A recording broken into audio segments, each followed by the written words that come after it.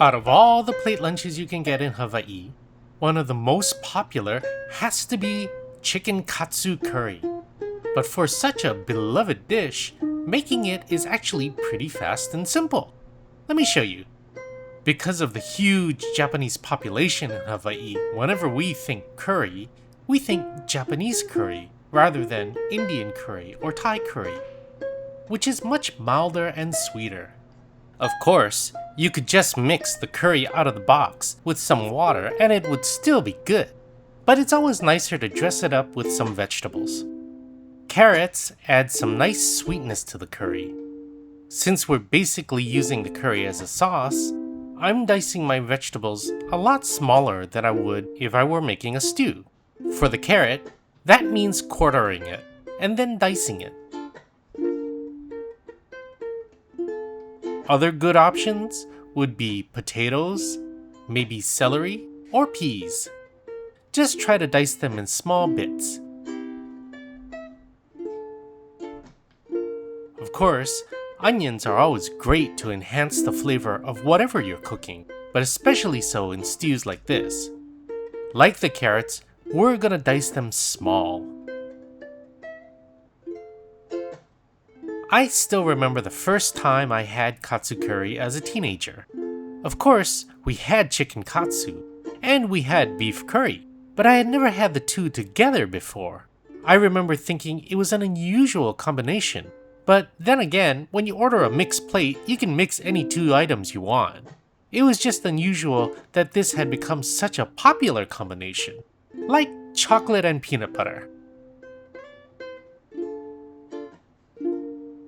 We're just going to saute the vegetables until tender.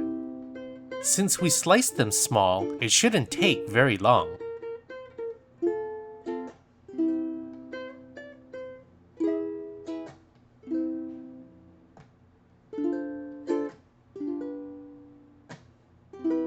When your vegetables have softened a bit, just add about 1 box of chicken broth, or 32 ounces. Of course, you could just use water. But especially since we're pairing this with chicken katsu, I thought I would amp up the chicken flavor with chicken broth.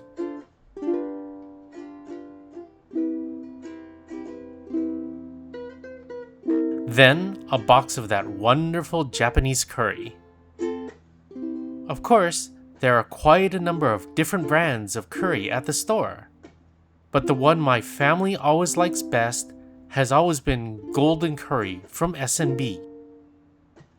Pulling the curry from the box always reminds me of a Hershey's bar, especially with those little sections. To get the curry to melt more evenly, break them up into little bits. And, just like magic, your pot thickens up into a nice, rich curry.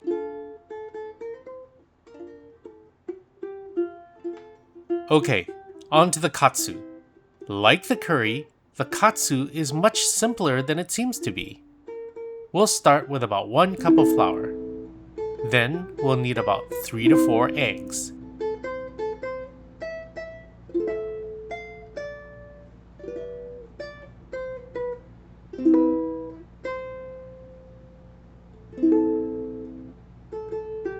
Beat them well so that they're a nice homogeneous mixture.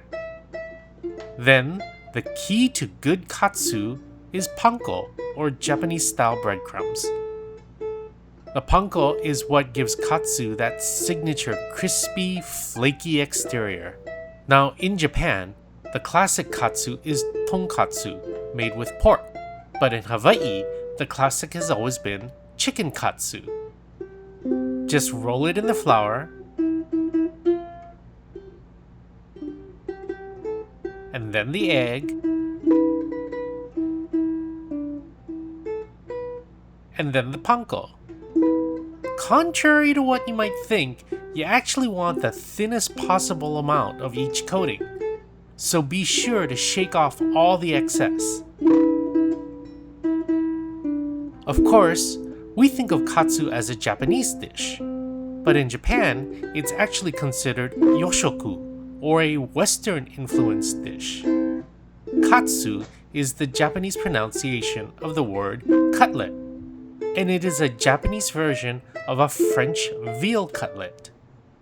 But the Japanese have definitely perfected it, as they always do. You can use boneless thigh or breast.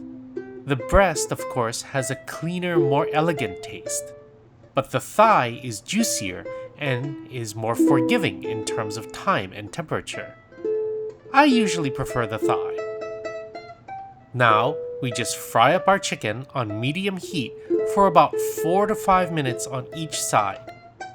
If you're using breast instead of thigh, you need to go for a little less so it doesn't overcook and get dry. You can poke it with a meat thermometer if you want. Just get it up to 165 degrees and you're done. The moment it does, take it out so it doesn't overcook.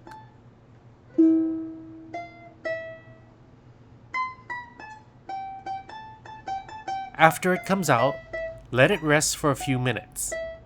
Now, since Japanese eat with chopsticks, not a knife and fork, you want to chop it up into nice, even, bite-sized strips with your cleaver. As we normally do in Hawaii, use Japanese cow roast rice, the kind that you normally see in sushi. Be sure to fluff it up in the pot so the grains are just holding themselves together. It should be ever so slightly sticky so you can pick it up with your chopsticks.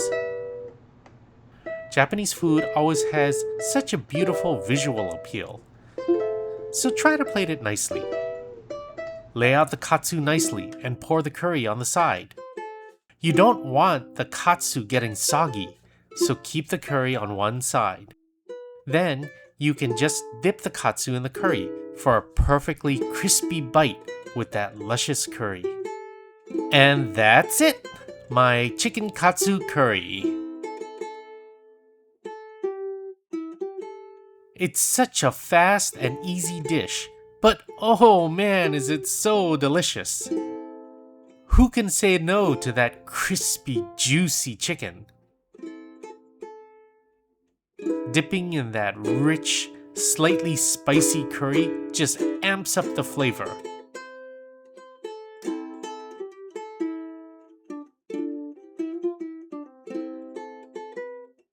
The curry is just such a warm and comforting, nostalgic flavor that we always enjoyed since the time we were kids.